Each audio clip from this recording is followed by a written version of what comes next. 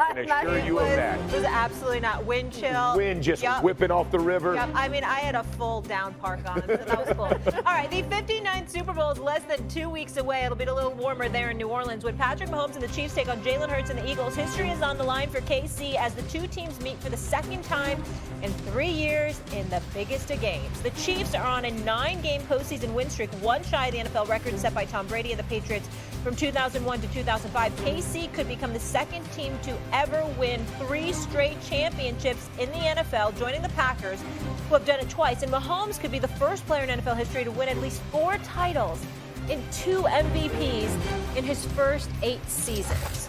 Okay, Mad Dog, coming to you on this one since you're the resident historian. Will a three-peat make Kansas City the greatest dynasty ever? I don't think so myself. And I don't love the game because we've seen this game 2 years ago. If you look at the divisional round with Buffalo and Lamar and Jayden Daniels and Detroit, this is the worst matchup you could have gotten. The sports fan, again, we saw it 2 years ago. I'm cheaped out, and I can't embrace the Eagles. But the original thought is when you look at these other title teams, these dynasty teams, Green Bay, any team that you want, the Patriots, they're not about just the one player. This Chief team is about the quarterback.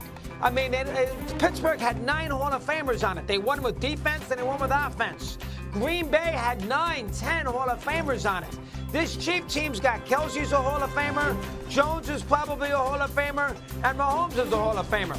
This is about the quarterback who, as I told you, Molly, Jeff, Kimberly, forever, I think is the greatest quarterback of all time, and it's so much about him more so than about the team. So from that standpoint, I don't look at this as the greatest dynasty in the history of pro football. When you think of the Pittsburgh Steelers, yeah, you think of Bradshaw, but you think of Franco, you think of that offensive line, you think of Lambert, you think of Major Green, you think of Mel Blount. When you think of the Packers, you think of Nitsky and Herb Adderley and Willie Davis and Starr and Jim Taylor and Lombardi and Horning. You think of a group of people. Here, when you think of the Chiefs, you think of Mahomes and maybe a little Kelsey. That's why I don't put it on that list. Okay, so Mad Dog essentially, ladies and gentlemen, is saying this is not the greatest dynasty ever because he's just tired of this matchup. Yes. He doesn't want to see it. Yes.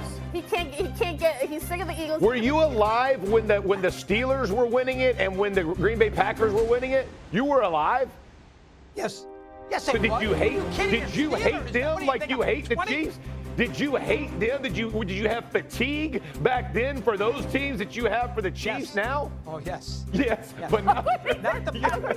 Here's Not the the thing. Packers. You're a Packers I fan. hated the Steelers, Jeffrey. I hated them. Here's the only thing, the only reason I will say Mad Dog is wrong. It's very simple.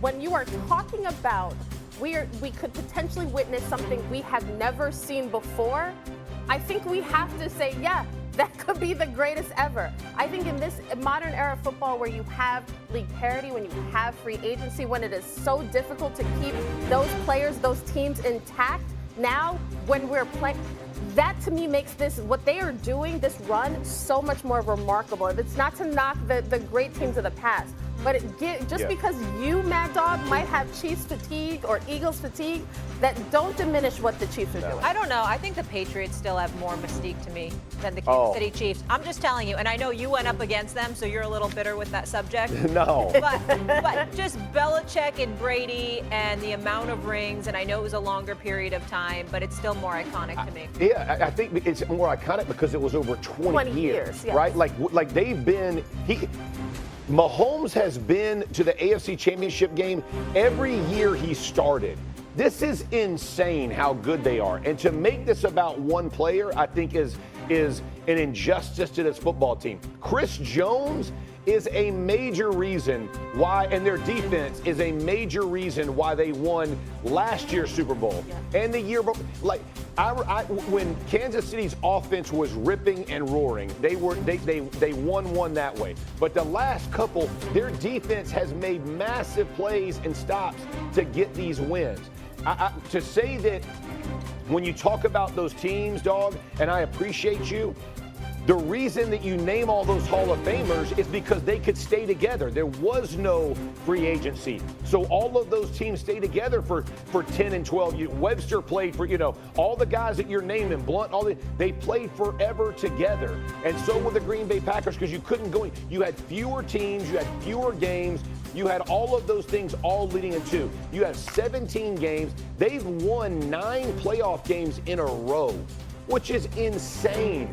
They went on the road to win them last year. They got them at home.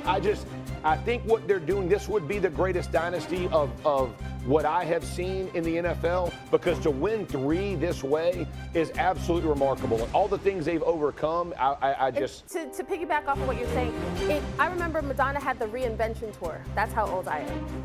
That's almost like the Chiefs. Like each year, the roster has been different. What you're asking them to look like. The defense that may have been a liability at times during a season is now a strength. Like every single year, with free agency, with the Lamar Jacksons and the Josh Allens and the Joe Burrows and Jalen, all these other teams that continue to get better, and we still see the Chiefs right there playing for a Super Bowl. Yeah. And remember, every week... Here's what I would say. Go ahead.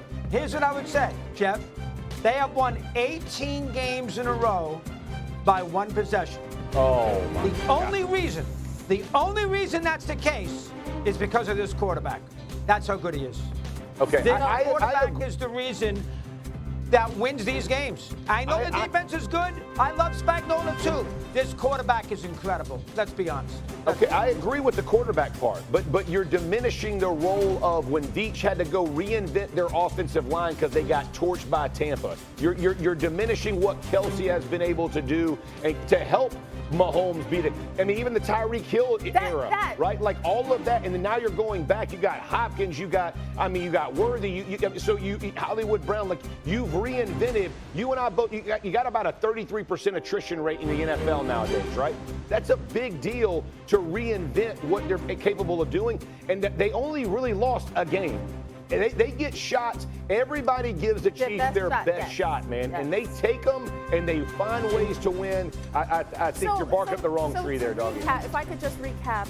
So Mad Dog says no, not greatest dynasty ever, because he's bored of this. Yes. And also because they win games, but not by enough points. Got it. Yeah. Mad Dog, do you think they're more impressive than the New England Patriots? Specifically? You know what? Remember, the Patriots had a 10-year period there where they didn't win a Super Bowl. So there was a long gap between they won the early ones, and then they didn't win for a long time. Then they won a lot of them. And let's not forget the fact. Now, was it the case this weekend? This weekend's a little different. Jeff, I don't care, Kimberly. They get every call known to man. Oh, everybody my gosh. Knows. They get every call. Guys, you can't act like that hasn't been a narrative all season. Oh, narrative. That's a hater narrative. I've played against the Patriots